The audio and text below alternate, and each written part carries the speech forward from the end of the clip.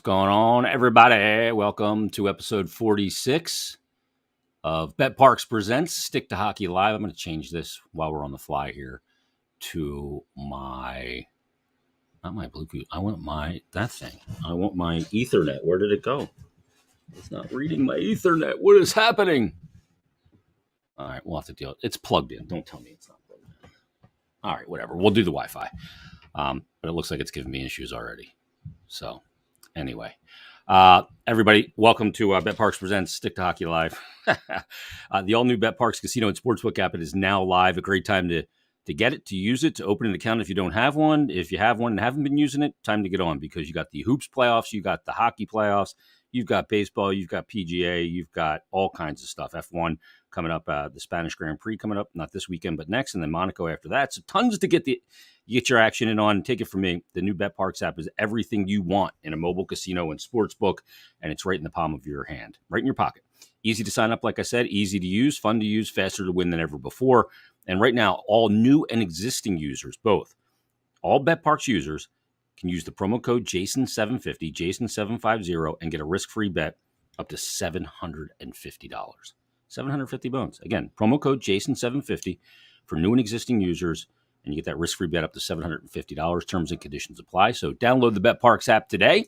You do need to be over 21 and present in Pennsylvania or New Jersey. Gambling problem, call 1-800-GAMBLER. It's Thursday.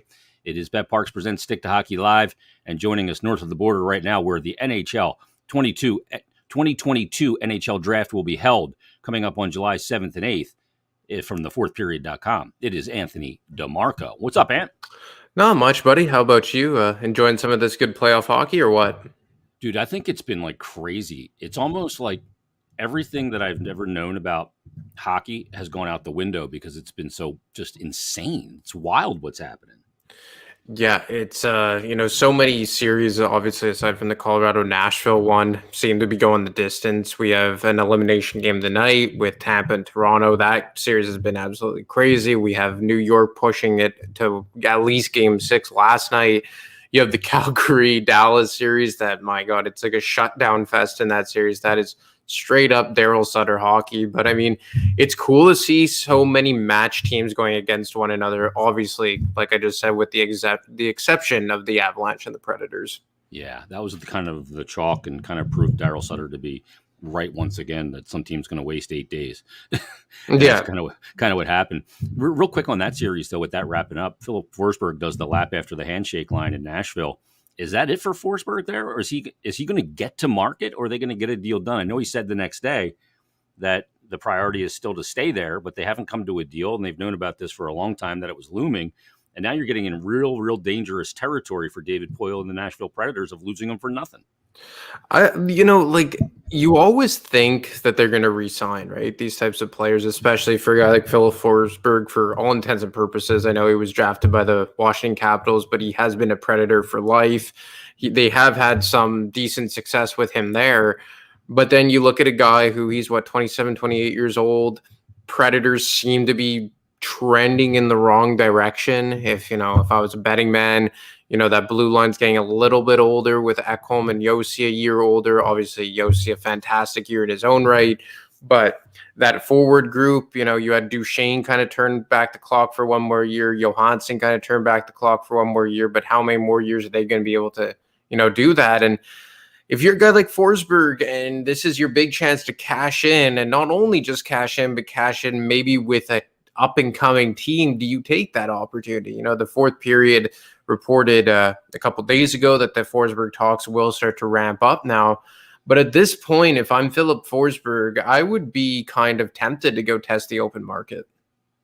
Yeah, you may have to. And, he's going to get paid a ton of money on the open market. Yeah. I mean, you're looking at an 8.8 7-year deal for him?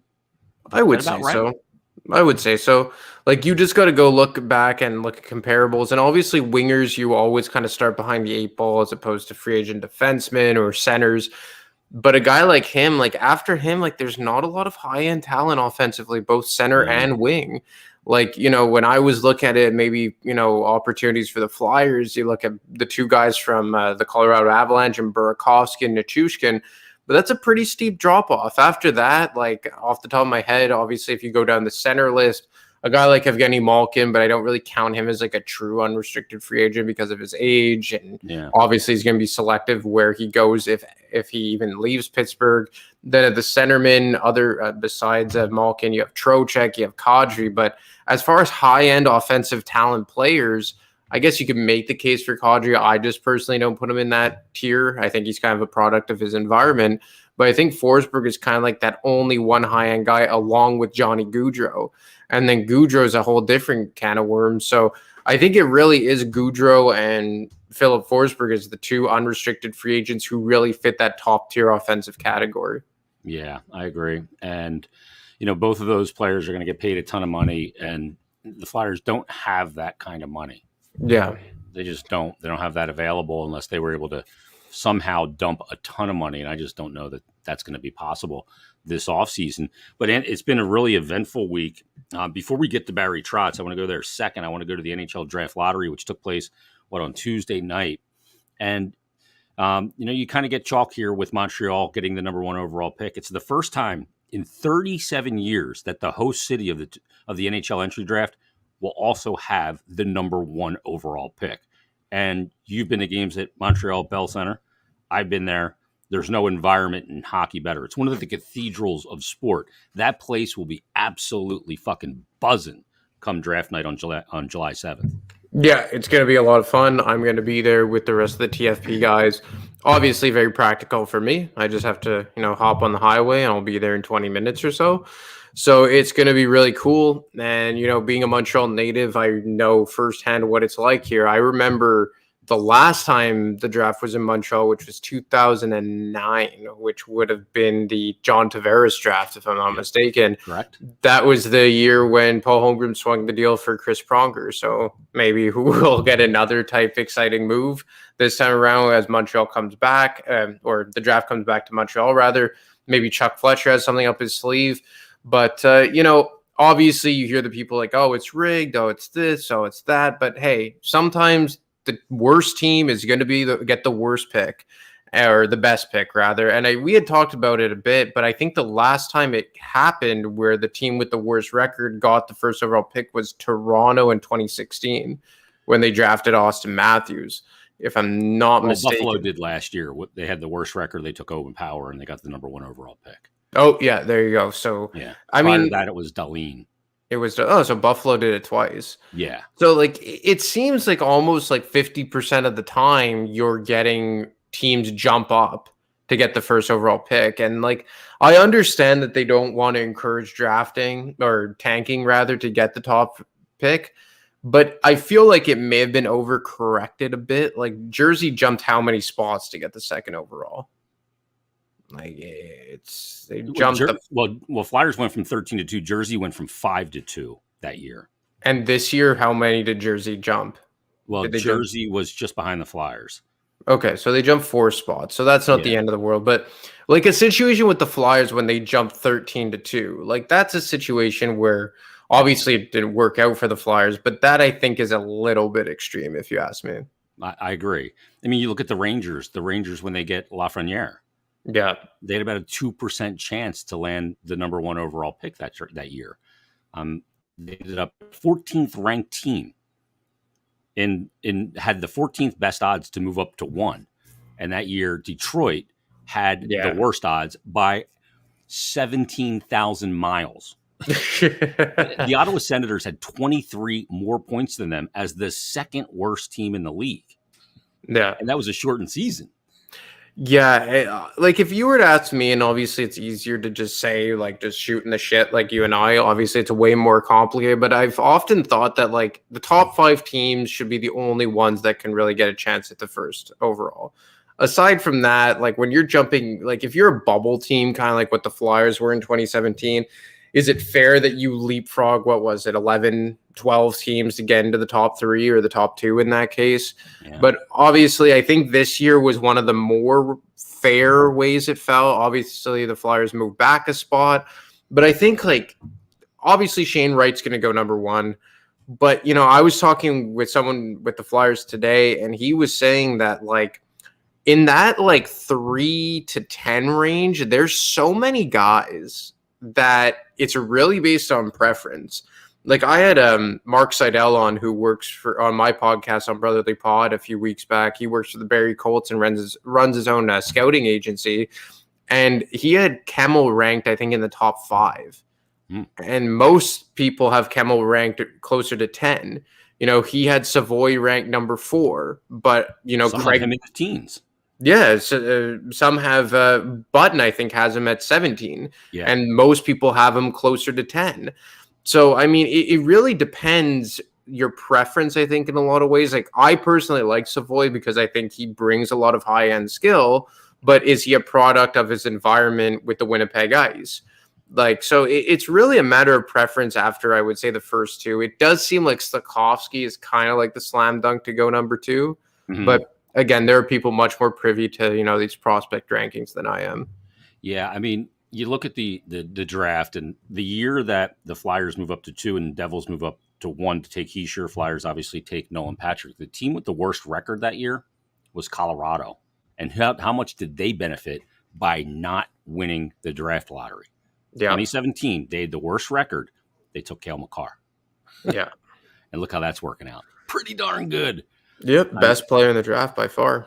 Oh, yeah, absolutely. I mean, Pettersson had a really good start, and he's kind of slowed down a bit. He needs to, bounce back in year 2 of this 3-year deal that he's on right now. And obviously, Heiskanen's been really, really good as well, but not at Makar level. I put this whole string of tweets together after it, with the 5th overall pick. It is weird that they had the 4th worst record, but the best odds to land at 5. That seems odd to me.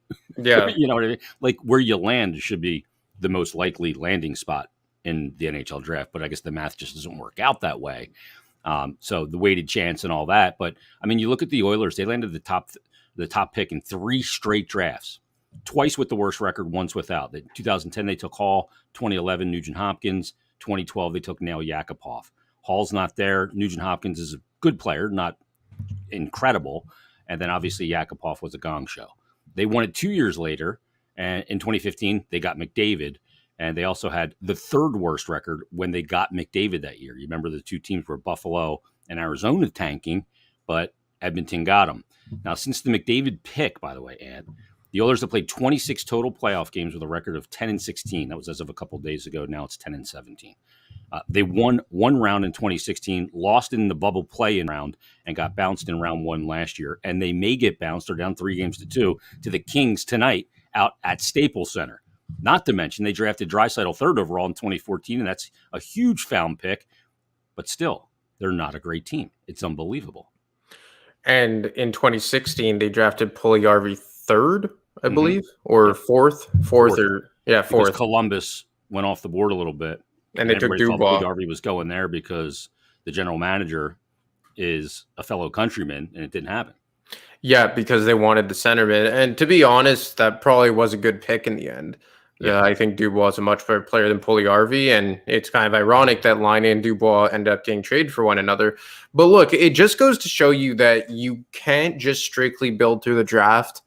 And I think that was one of the lessons we learned from Ron Hextall. Now, obviously, Hextall didn't have multi-picks inside the top 5. I think he had 2 inside the top 10, and all of the other ones were, 15 or higher. Or Sanheim was what, 18? You have Rubtsov, who was 22. Jay O'Brien was 18. I think Farabee was 14, but he traded back for that pick, if I'm not mistaken. So, aside from Provorov and Nolan Patrick, you were drafting in the teens or higher. So, but to the same token, I think that Hextall was trying to build an entire team of guys that he drafted. And I don't think that's the way that the Flyers are going to go about this. And you can't go about this. You can't just completely assemble your team of guys you drafted. You have to insulate them with that. You ideally have to build around them. But I also think that the Flyers are in a position here where they have a lot of young guys who aren't quite ready yet, but that have good potential. They have some, younger or older guys and some getting into that mid-tier. But Fletcher mentioned that they wanted guys more in that 27, 28, 29 range to kind of bridge the gap to these young guys, because I think they're going to get a good player here. like, I don't know who you have your eye on, but let's just say for argument's sake, it's like a Cooley or a Savoy or If a Cooley's Camel. there, yeah, I don't think Cooley's going to be there. I think he's going third. Yeah, I think he's going to go to, it's Coyotes who have third, right? Yeah. Yeah, like if I had to guess the first four, and this is like a completely uneducated guess I'm going to take here, it would be Wright, Slafkovsky, Cooley, Nemec. That's the way that I'm assuming it's going to fall. Obviously, you're going to have a guy like Jiricek, who I've heard mixed scouting reports on him, if he's good, like if he's worth going that high or not. Camel, we already talked about how like up and down people have Savoy. Geeky's intriguing because of how big of a guy he is, but is he dominating in the WHL because of how big he is against like the majority of the players in that league right now? But either way you shake it, the guy they're getting isn't playing next year. Maybe he won't be playing the year after that. So the Flyers can draft it, and I don't think they're going to do this, but even for people who may think this, they can just draft this guy and then be like, okay, like this is the guy we're going to build around in the next 2 to 3 years. It's going to have to kind of be gravy on top of that, because even when he does show up, is he going to be a generational star? And I don't think that they're going to get that with the 5th overall pick. Yeah, I would agree with that. C-Mac puts a question in, and he says, is there any truth to the Craig Button comments about the Flyers trading 5 and a player to move up into the top 2 or 3 in this draft class? He said, I found it weird since not many are confident about this class. I think that that's probably unlikely because they don't have a second round pick. Yeah. So, I mean, you got to get the first round one right, because you're not going to pick again till the third round unless they find a way to swing a deal and grab a second round pick in this year's draft. Plus, I mean, you're really pointing everything towards 2023 as well. So I think he's more likely to trade back than he is to trade up. Yeah, I'm sorry. My cats are having a battle royale, so I'm sorry if you hear that in the back. But yeah, no, I don't see that as likely because, like you said, I don't think the Flyers are in a position to give up further assets to try and move up. And what is the difference of player you're really going to get by moving up into the top 3? Yeah. Like, let's be real. You're not drafting for need. You're drafting best player available. That's it. You can. Like, the drafting for need business, I think, was proven wrong by what you saw with the Montreal Canadiens when they took Kotkaniemi 3rd overall in 2018. Yeah. Like, that is the absolute worst case scenario by drafting for need. Sometimes it works out and you get into a position where I need a star centerman, and the guy projected to go 1st overall is Austin Matthews, like with Toronto Maple Leafs. Sometimes it just falls that way. But a lot of times you have to make that tough decision. Like, I don't think the Coyotes are going to trade back. Like, they're completely in a full scorched earth rebuild. The only team that I could see really entertaining to trade their pick would be the not the Arizona Coyotes, the New Jersey Devils. So are you going to move into, the 2nd overall selection just to draft a guy like Logan Cooley? I think at this point, Slafkovsky has the highest upside. Are they going to move up and give up an additional asset to draft Slafkovsky over Savoy or Jiricek or Camel? It just doesn't really make sense to me because it seems like there's right under him, it's Slafkovsky. And then kind of after that, it's just based on preference. Yeah. And are you doing business inside the division as well for something like that? That's another thing. Another part of the equation for sure. The other thing too is I've cited the LA Kings a few times as a team that didn't rip it all the way down to the studs and rebuild it. And look at them. They're about ready to win this first round matchup. I believe there'll be handshakes tonight and they'll get it done and knock out Edmonton. But they drafted, since they won their cups, their second cup, they drafted overall their top pick in each of the drafts, 29th overall pick, 43rd, 51st, 11th, 20th, 5th, 2nd, and then 8th. They only had one pick really high up. And you're looking at, that's where they get Byfield and 5th and 8th. But I mean, they're a team, they didn't even have first round pick a couple of those years because they were using that to keep their cup window open. And now they're back in the mix again, and they still have that older core with Kopitar. I mean, they're going to win this series without Doughty. It's bananas. Yeah. And you look at what they did over the summer last year, where you bring in a guy like Arvidsson, you sign a guy like Phil Danault. Like my colleague Dennis Bernstein on TSN Radio yesterday said that Danault's been their MVP this season. Yeah.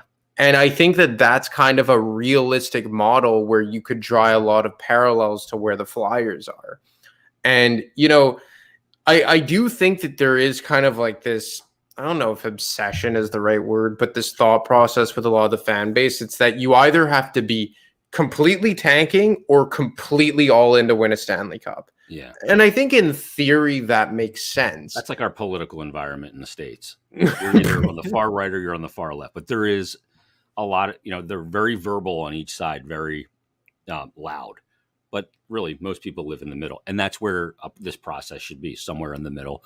Leaning which way, that's your preference. But I totally agree with you.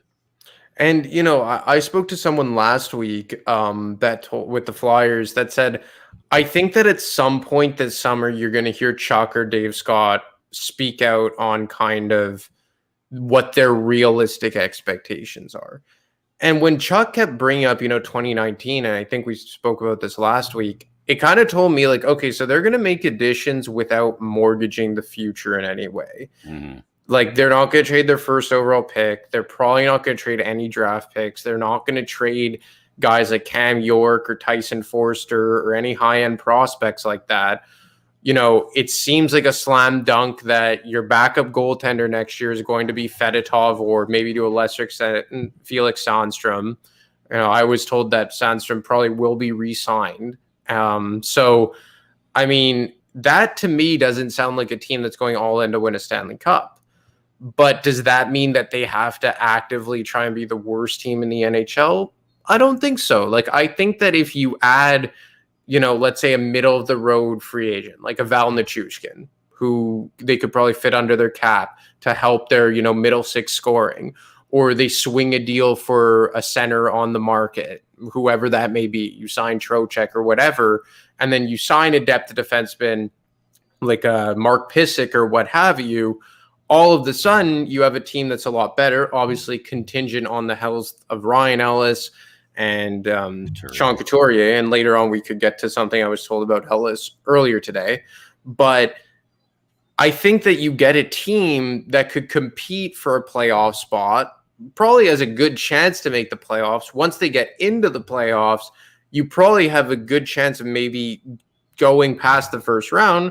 But you're not a cup contender. But you're going to gain value experience for guys like Cam York, Joel Farabee. If a guy like Brink is on the roster next year, Carter Hart, Travis Sanheim, although they're kind of entering more of a veteran stage. If a guy like Tanner Lazinski or Ratcliffe are full-time NHLers next year, you start instilling a winning environment, something like we're seeing with LA right now. Yeah. Like LA, even if they beat the Oilers, are they going to make it out of the second round? Are they going to win the Stanley Cup? Probably not. No.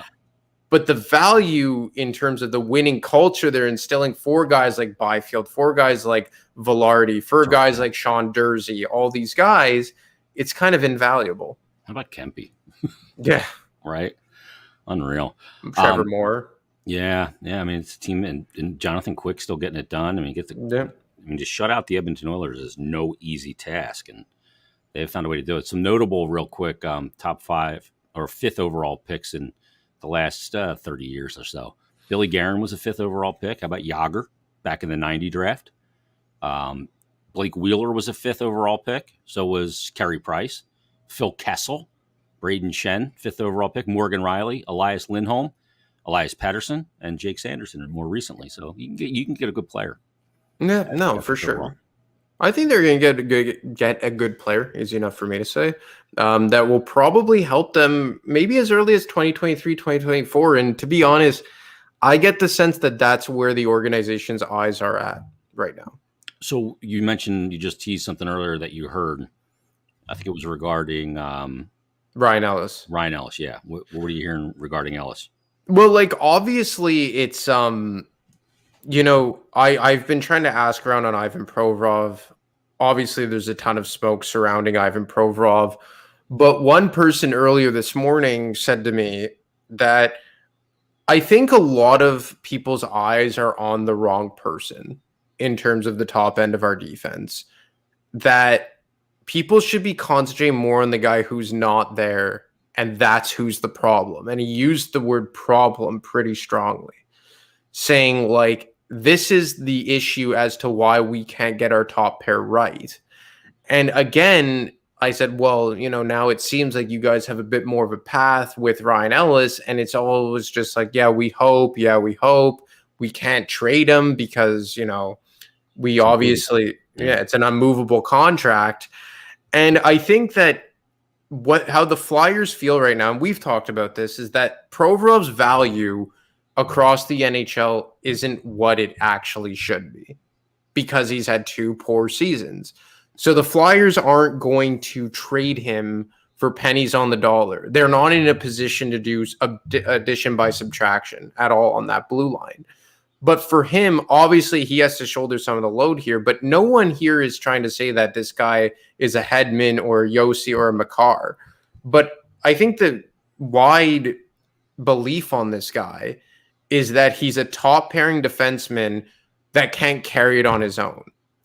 And they're not able to play him with a guy who can kind of shoulder that load. So it still feels to me that obviously they're disappointed with Provorov. Obviously, he needs to have a bit thicker skin. Obviously, he has to be better in his own right. But I think the internal belief with him, and not to say he's untouchable, like if they get an offer, nobody is, exactly. If they get an offer maybe down the road when his value's back up, I think that's when they would consider it. Like, I don't think Provorov's a Flyer for life. Like, I think like Sanheim and York are probably 5 years down the road from now, your 2 top left shot D. Mm-hmm. But in the here and now, I think that they're more concentrated on fixing the guy beside Provorov as opposed to moving on from Provorov, and now you have 2 positions to fill. Yeah, because the Niskanen year showed you how he can fit with a partner with consistency that's a legit top pairing right side guy. Yeah. So that's the great tease right now, and replacing Niskanen is proving difficult. And let's face it, like Matt Niskanen's not one of the great right side defensemen of all time. No, they just fit together, and he was a veteran guy, and it worked out for that year. And look, he was a nice player, but I think people got out of control with Niskanen as well. Let's move on to the coach, because we got the bombshell earlier this week. Lou Lamoriello making the decision to relieve head coach Barry Trotz of his duties, and Trotz is a guy that, other than I think the first 5 years of his career in Nashville, he basically is money for the playoffs every year. He missed it 4 times, including this season, in 16 years. He's coached over 1,800 games in the league. He's got a career winning percentage of .567. Wins the Cup with the Washington Capitals back in 2017-18 and gets the job done, going on 2 conference final runs with the New York Islanders, and all of a sudden he's available. I know Elliot Friedman has mentioned, I think on the Jeff Marek show, that the Flyers are a team that should be all over this, and that they're a team with the blank check, remark. He said, I'd be shocked if Philadelphia didn't back up the Brinks truck here regarding the Flyers and Barry Trotz. Is that viable? Is he the right guy for the gig? Absolutely, on both fronts. I think that the Flyers are willing to outspend anyone. And I think that he's absolutely the right guy for the gig. For a team that has lacked defensive structure within every year, with the exception of 1920, when they were one of the best defensive teams in the NHL. 7th fewest goals allowed. Exactly. And they, that was just a complete outlier of a year. This is a team that has lacked defensive structure for quite some time. Like, even in the, the glory days of Peter Laviolette, they weren't the pinnacle of defensive structure. It's just because they had 2 Hall of Fame caliber defensemen anchoring their blue line in Pronger and Kimmo Timonen. Yeah. So, maybe I'm making a stretch with Hall of Fame as far as Timonen goes, but you know what I'm saying. So I think that he's a guy that could come in, probably do wonders for a guy like Rasmus Ristolainen, and really try and get Ivan Provorov back on track, instill a winning culture. I think that with the exception of maybe John Cooper, he's absolutely the best coach in the NHL. The only issue here is, and I believe it was Darren Dreger or Pierre LeBrun who reported this, is that there's maybe some questions that he wants to be involved in management. It could be one of the red flags as why he's leaving the Islanders, because Lou's not going to have that. Yeah, and then you also look at Winnipeg, where he's from. They have a coaching vacancy. Could they use him in a management role? Like, that's kind of been a stale management group for quite some time. Yeah, like, I don't think they've made a change to the Winnipeg front office since Cheveldayoff got there. And that makes sense to me. But in terms of if the Flyers should go after him, absolutely. And then you let him bring in whoever you want. And there's the guy that followed him from Washington to Nashville. His name escapes me. Lane Lambert? Yeah, that's it. But he's also being considered for head coaching jobs. Yeah, I think it's going to be him. And you know what? I think that, you give him whatever you want. And obviously the Flyers don't care about the money. They owe Alain Vigneault another $10 million, but I don't think that would be an issue. This would just be a win on all accounts if you get Trotz in here. Yeah, I mean, he's year to year, from the Doug Weight year with the Islanders to Barry Trotz year one, they shaved off 102 goals. They gave up the most goals under Doug Weight the year prior. And then when Barry got there in that defensive structure and they lost Tavares that offseason, they gave up the least amount of goals. Same goaltending, really the same team. The only difference was no Tavares. That's pretty incredible. And obviously where Barry goes, Mitch Korn goes, the goaltending coach that's worked with Barry Trotz forever and widely known as the best in the business right now. I mean, he's the goalie whisperer. I mean, look what he's done with guys like Pekka Rinne, like even UC Saros early in his career. And then what he did in Washington with Braden Holtby was off the charts because Holtby hasn't been the same since. And Samsonov to some extent. And I guess Samsonov came in after Barry was gone. But what he did there in New York was Sorokin and Varlamov. Well, even before those guys, like look at Thomas Greiss. Greiss, yeah. Greiss was arguably the best Halak, arguably the best backup in the NHL, and then he leaves the island, and now he's a disaster with the Red Wings. Yeah. Obviously, he's approaching 40 now. That likely has a big part to do with it, but the point still stands. Or Robin Lehner has sung the praises about his time in Long Island, about how much they meant for him. He was an absolute train wreck in Buffalo. He needed the structure around him. Yeah, it was. For me, it's a no-brainer on several fronts here. If you could bring in a guy like Barry Trotz, you do so, because before you kind of had two guys in the same category, Tortorella, Maurice, maybe this, that, and the other thing, experience, matter of preference. If you wanted to go with more of a new type of progressive approach, you go with a guy like Jim Montgomery, but they're all kind of floating, give or take, in the same tier. Yeah. But now you get this guy who automatically catapults himself to the top of the list. And it's not just going to be the Flyers. For me, I would say the Flyers and the Winnipeg Jets make the most sense right off the hop. Yeah, I agree with you. I mean, there's some coaches that think they're safe right now that all of a sudden they're sitting on one ass cheek, aren't they? Yeah, no, for sure. Even what about in Vancouver now? We know how rocky that relationship is going right now. So yeah. I mean, if he's going to a Canadian team, I think he's going to where he's from in Manitoba, and it would be with the Winnipeg Jets. And maybe he does want, a piece of saying, hey, I want to have some input on decisions. And, would Chuck Fletcher be amenable to that? Chuck's not a territorial guy like a Lou Lamoriello, so maybe that is part of the equation, and maybe that's what it takes to get him. So we'll see how that plays out. It's interesting because there are 5 coaches available right now that seem like they still got meat left on the bone to coach, that are all cup winners. Trotz is one of them. He's got 1 cup. He's also got the 3rd most wins in NHL history behind the bench at 914. Joel Quenneville is available. He's got 3 cups. He's got 969 wins.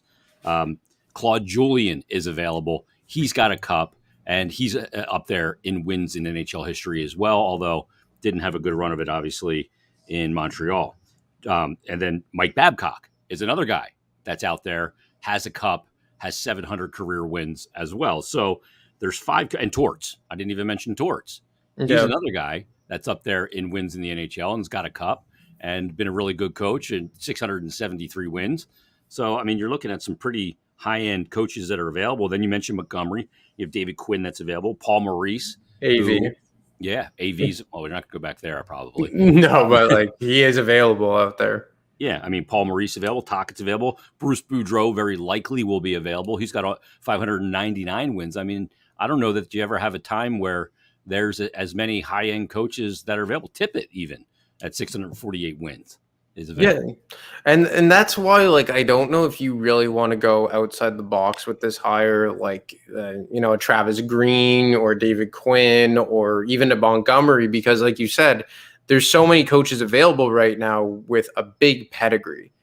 And the problem here is, and we've talked about that, even in the case of Mike Yeo, you couldn't bring him back primarily for the optics. Yeah. And how would the optics look hypothetically if you go out, you hire Jim Montgomery, and then it's an absolute train wreck of an experience, and then everyone's saying, well, you had, Paul Maurice, Tortorella, Barry Trotz, Dave Tippett, all these guys at your disposal. What are you doing? Yeah. And I think that's why you're going to see Chuck Fletcher go with, if I'm a betting man, it's one of Maurice, Trotz, or Tortorella. If I'm a betting man. Those are the three I have as well. I think those are the top three. And then I think the one guy that's maybe sneaky in there is David Montgomery. Yeah. And he Jim may be Montgomery. the right guy. Or Jim Montgomery. Yeah, not David Montgomery. David Quinn, Jim Montgomery. Yeah, no, and Jim Montgomery under the Phillies, by the way. well, like Jim Montgomery could very well be a good, option here. Like I've heard some mixed reviews about his time in Dallas, but obviously he was battling personal demons. It would be a cool comeback story. And like you said, he very well could be the best guy for the job. The issue here is that if it doesn't work, and then everyone starts swarming Chuck Fletcher like, well, you had all these guys with proven track records, former Cup winners, the longest tenured coaches. Like I think Maurice was the longest tenured coach before he got let go. Yeah. Maybe with the exception of Blashill. But I just don't know if they could recover from that. And it feels like, and I'm not saying this is the way that you should run it, your business. Obviously, you can't make, coaching hirings, arguably the biggest coaching hire decision in the history of Chuck Fletcher's career as a general manager, both here and in Minnesota, based on optics. But could you imagine if they hire David Quinn or Jim Montgomery and it doesn't go well? And then the hindsight, I don't think he would be able to recover from that. If one of those high pedigree guys like Trotz was available and you didn't get him and he ended up somewhere else, you understand. You go, okay, he ended up somewhere else. Somebody, he wanted that, like when Quenneville was available. Yeah. Flyers were in that mix. They offered him more money. He wanted to live in Florida and fish. Yeah. So he went and he took the Florida gig. It wasn't because Florida at that time wasn't thought of any better than the Flyers. Nope. You're absolutely right. Talent standpoint. By the way, Connor Verhage, holy shit. Yep. Dude, he was going nuts. Oh my God. And how about the Giroux goal, by the way, after the Verhage pass? Phenomenal. I put a tweet out yesterday about Bobrovsky, and, obviously Florida can just outscore their problems all the time. It just seems like no, deficit is insurmountable for them. But, Bobrovsky, man, at $10 million, is that the worst contract in the league for you? It's really dumb, Ant, because they went out, they signed him to the deal, and then they drafted Spencer Knight. Mm-hmm. I mean, why? Why are you going to use what was Knight, 14 or 16 overall? Something like that? Yeah, something right in that range. And, I mean, that just didn't make any sense to me. I kind of looked at it and going, this is really bizarre. I'm going to sign this guy to a 7-year, $70 million contract, and then I'm going to use a first-round pick that year to draft a goalie? That just seemed kind of stupid, frankly. Yeah, he's such a loose cannon in the playoffs, honestly. Bobrovsky. Yeah. I had one of my buddies say, well, the Jeff Skinner contract is worse. And it really is a coin toss. But I mean, at least you see that Skinner can put up more than 30 goals when he's put in the right situation. Bobrovsky to me, I think on a good day, he's worth $7-8 million on a very, very good day. Colin White contract's not too good either. No, that's pretty rough as well. We'll see what happens in the next week or so here. The Trotz news could be like shooting a little bit of engine fluid starter into the carburetor to get things moving on the coaching front. Because with these names available, there's only so many chairs, and all of a sudden you don't want to be caught without a chair in the musical chairs game. The decision is too important. So we'll see how it plays out. Great stuff as always, Ant. You can read Anthony's stuff at thefourthperiod.com. Get it all there. Brotherly Pod as well. And at Ant DiMarco 25. DiMarco. DIMARCO 25. So we'll count down the time to the draft as well. Thanks for doing this, Ant. We'll talk next week. Yeah, man. Take it easy. There he is, Anthony DiMarco, joining us on Bet Parks Presents Stick to Hockey Live. All right, either do yourself a favor right now. I'm going to ask you to do one of a couple of things. Either A, if you're in your car or whatever, or you're streaming us live, pull over to the side of the road and grab your phone, open up an email, and be ready to type in some Tones takes. Or you can just open up your Bet Parks app. It's real simple. I go on my phone, I just go to Let me open it up here. And I go right to, there it is. It's the X, and click the X, and it's loading up. And you want to get your Tones Takes in because we do it every Thursday. We do a little something. We like to make you money. We do a little something we call Tones Takes.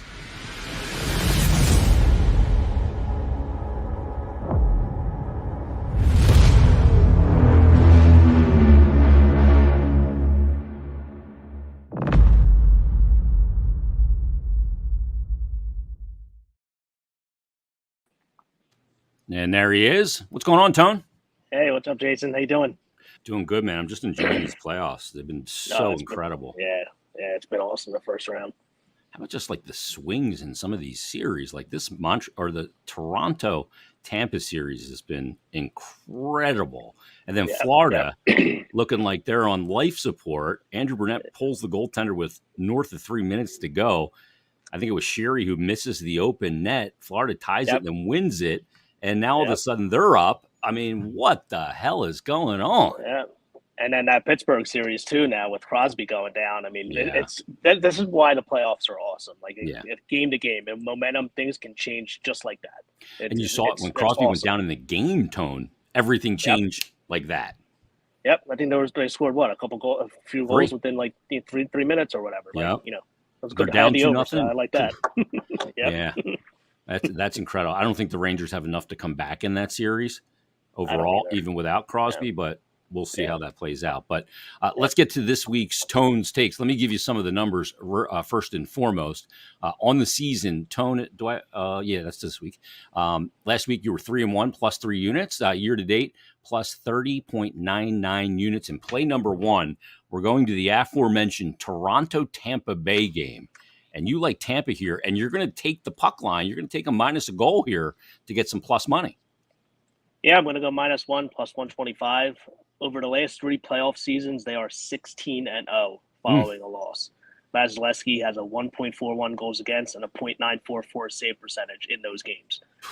This series is going 7.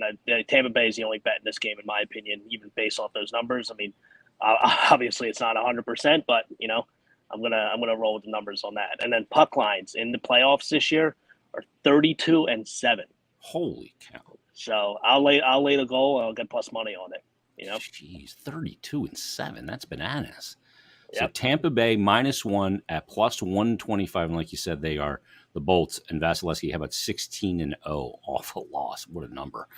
Let's go to your second play here, and I'm in total agreement. I mentioned this when we were talking to Anthony DiMarco. Edmonton is on the brink of elimination, and I think we get handshakes tonight at, what is it called, Crypto.com Arena or whatever it is now.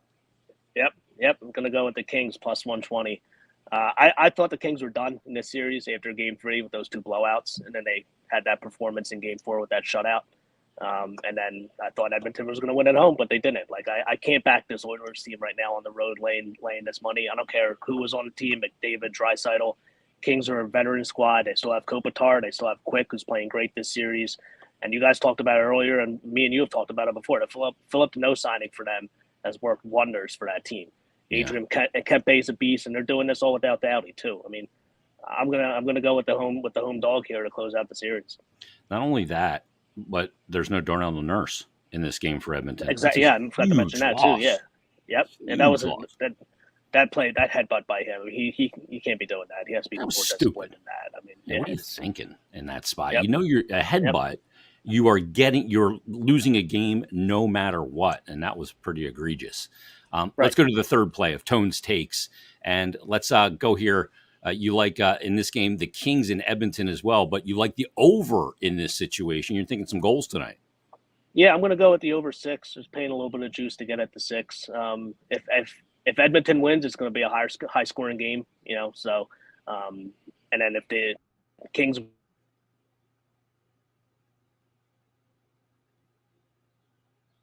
Oh, I think I lost your audio, Tone. Elimination games in the playoffs, overs are always a good bet. I mean, coaches have been pulling goalies, in regular playoff games with like 3-4 minutes left. So it's even more in an elimination game. So Kings have a third period lead, and that goalie, Mike Smith's going to come out pretty early, which could lead to empty net goals. So I'm going to go with the over 6 here. I think we've seen, 3 games so far that had multiple empty net goals in these playoffs already. or in the first round. That's pretty crazy. So that also helps the total out as well. So the 3 plays for Tones Takes for the 12th of May. Number 1, Tampa Bay -1 plus 125 tonight against Toronto to even that up and force a game 7. Then you got the Kings straight up plus 120 in this game to bring out the handshake line against the Edmonton Oilers tonight. And then you'll take the over in the Kings-Edmonton game, over 6 at -130. Where can people get your stuff, Tone? Tones Takes on Twitter, and then also dimers.com and oddschecker.com for daily NHL articles. Awesome. And at Tones Takes on Twitter as well. Tone, thanks for doing this. We'll talk next week. It'll officially be round number 2 of the Stanley Cup playoffs, and 8 teams will be on the golf course. Yep. Thanks, Jason. Have a great week. There you go. There is Tone and Tones Takes on another edition of BetParks Presents Stick to Hockey Live. 3 good plays in action tonight around the NHL. It's going to be a very intriguing night once again. I mean, every night's been good. Like one night you got the Rangers going and Florida and Washington, Rangers and Pens. And then tonight you got Toronto and Tampa, the 2-time Cup champion, and Edmonton. I mean, kind of forgotten series has been that Wild Blues series. Blues have the 3-2 lead now. It's been awesome. And the playoffs are always just fantastic. And the first round is so much fun. We'll see if, the Minnesota Wild go to Cam Talbot now, who won his last 7 starts, but they've been going with Marc-Andre Fleury. So it's going to be fascinating to see how it plays out. But you need to do yourself a favor and grab the BetParks app. It's the best casino and sportsbook app out there. It is now live, and you can take it from me.